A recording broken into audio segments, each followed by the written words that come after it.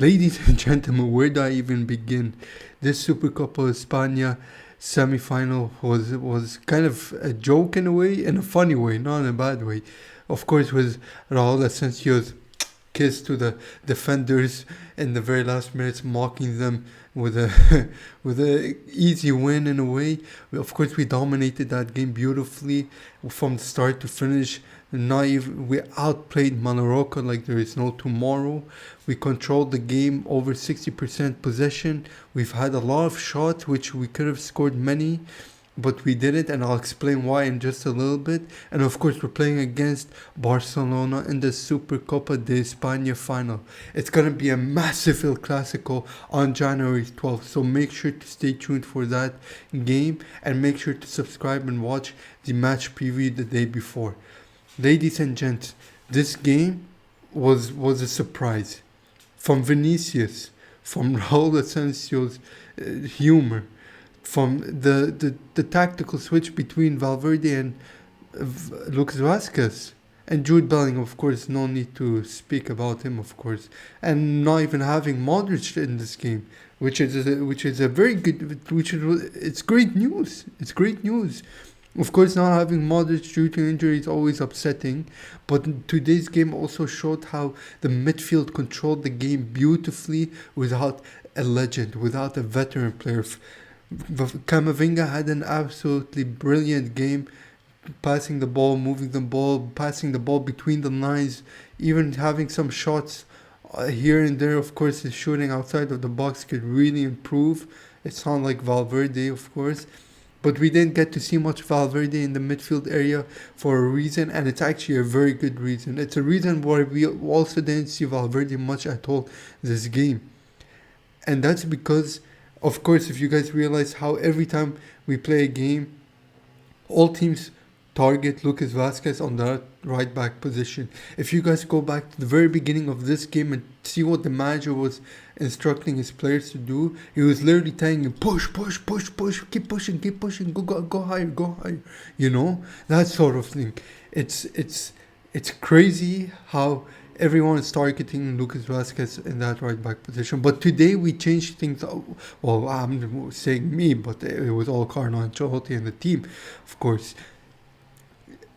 He put, instead of having Lucas Vasquez really controlling the defensive parts and going up and down the field when we're having an offensive run, he managed to take Valverde, switch him with Lucas Vasquez, and keep Valverde alongside of Tchouaméni and Rudiger. So what happened was, when we were taking an offensive run, when we were on an attack, Valverde would stay behind. Lucas Vasquez would do his run along the line, or he would even go deep into the midfield area.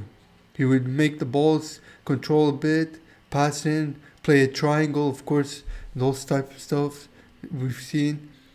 So this could actually prove to be a very ideal temporary fix for now, until we see if Alba comes back. Maybe he could play on the right back position, or maybe Raúl Asensio could play on the right back position. I'm not sure, to be honest, but we're gonna have to wait and see when Alba comes back, and whether or not Real Madrid do manage to snatch up Trent Alexander-Arnold in this winter transfer window, which is seemingly now unlikely to happen, but we'll have to wait and see.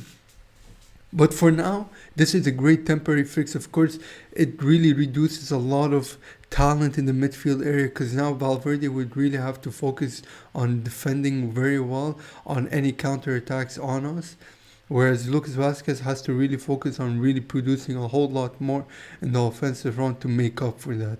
Of course, with that cross into Rodrigo in the last minute of the game, just to put the cherry on the icing, or whatever you want to call it, that pinpoint cross, that perfection to Rodrigo was absolutely spectacular. Of course, the goal was not necessary. Of course, we didn't need to score. We were already 2-0 up. It was the last minute or two of the game, and that was it. We won. But Lucas Vasquez, I'm telling you, had a brilliant game today. You could see all the ratings of all the players. Real good stuff. This is what we want to see more of Lucas Vasquez. But I also do want to mention something as well, which is a good taking point, that Valverde. This is something you'd probably never hear anyone say to a very important player in their team, one of the most talented players in the team, and that is seeing Valverde get subbed off. That actually made me so happy. As much as he's probably my favorite player in the team, seeing him subbed off quite early on in the second half made me so happy, because now he can actually relax. The guy can go home with a little bit extra break, sleep after playing minutes after minutes, after games after games after games, and putting so much good stuff out there. So that's yeah, although it's irrelevant to the outcome of the game, I just wanted to mention that because it happened, of course. Um, of course, Jude Bellingham, like always, carried the team in many ways. He did not. He seemed very much tired today. He seemed like he might have a bit of a hamstring issue. Hopefully not. Hopefully we'll see what happens. We've had a lot of knocks today. It was full of headaches. If you watched the game, you'll get what I mean. And if you didn't, I'll tell you. So we lots of players got banged their heads on each other, and hopefully no one uh, goes home with any big issues. Of course, Tchouaméni had to get subbed off due to a head clash, and of course, after he got subbed off, he seemed like he was fine. He was laughing and he was happy, so that's good news as well.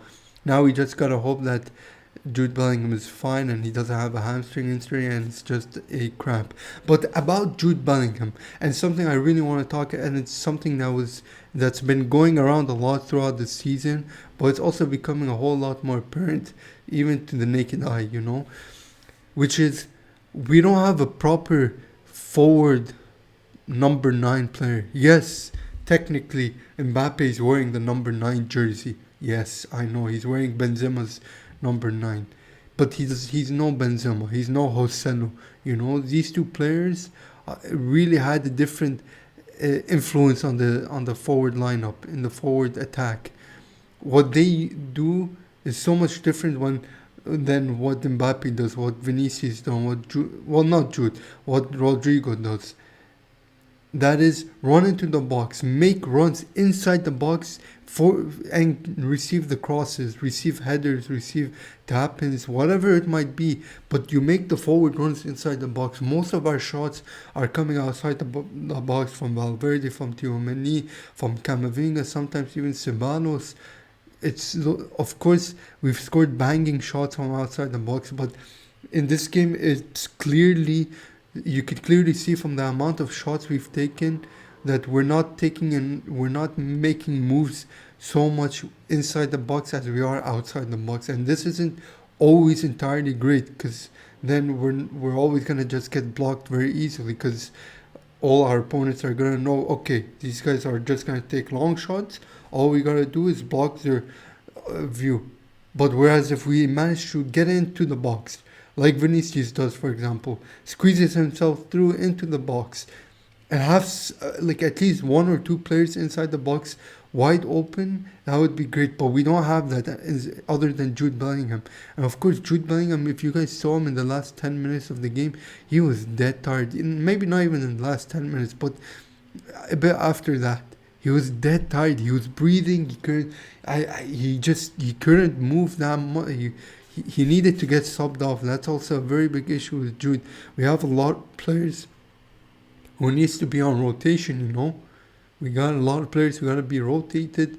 Of course, now with the addition of Alba back, it should be a bit of a relief in the defensive side.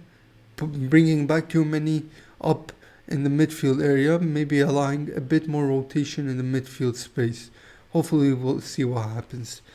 Of course, there's a whole lot of things to be said. We dominated this game a lot, I'm telling you. Again, we controlled the game very well. In the first 10 minutes we did very well, and then we dipped a bit, but then we maintained it. After we scored our goal, we came back alive a little bit more, and then we scored, and then in the last 10-20 minutes of the game, Mallorca just practically gave up. They did absolutely nothing. They were pretty much walking. They were exhausted, and we would just held on possession and made them even more tired by chasing the ball on and on and on. Maybe if you go back and replay the game, you could probably see we had moments where we held the ball for like a fair minute or two or three. That's how that's how badly they played, and obviously we didn't even really need a goalkeeper in this game. I don't think they've shot one proper shot on target. Courtois didn't even have to make one save, I think. Maybe he made one save, but it was just grabbing the ball from across. That's all. Like, Thibaut Courtois, for all he knew, he could have set up his bed on the goal line and just relax and taken a rest day again. That's how bad the game was from an offensive perspective on Mallorca's side. But defensively, they did very well in the first half. Of course, we didn't manage to score any goals in the first half. It was all until the second half. And one thing I'd also want to say, Mbappe, of course, he's not playing at his best. He's yet to play at his best like he did in PSG, like he did in France. But Mbappe has turned on a switch within him that he used to have on back in the days when he used to play good. And that is, his dribbling has now been consistently well. His runs have been much better and onside.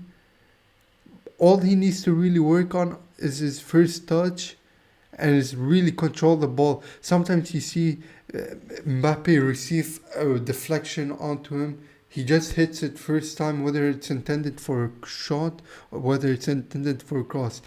And if he really just took a second, controlled the ball, and then looked around for 1 second, either shoot, no problem, or cross the ball. But there were many instances where he just, without did a nonsense shot, nonsense cross, that sort of thing. Other than that, it's just a fantastic game, Vinicius' calmness, respectable, Raul Asensio's kiss, and yeah. Obviously, we'd give Jude Bellingham the man of the match, maybe. Let me know what you guys think down below in the comment section. This is MAHADONIII Talks Football. I hope I didn't forget anything important. Yeah, I'll see you guys all in the next one. Bye bye.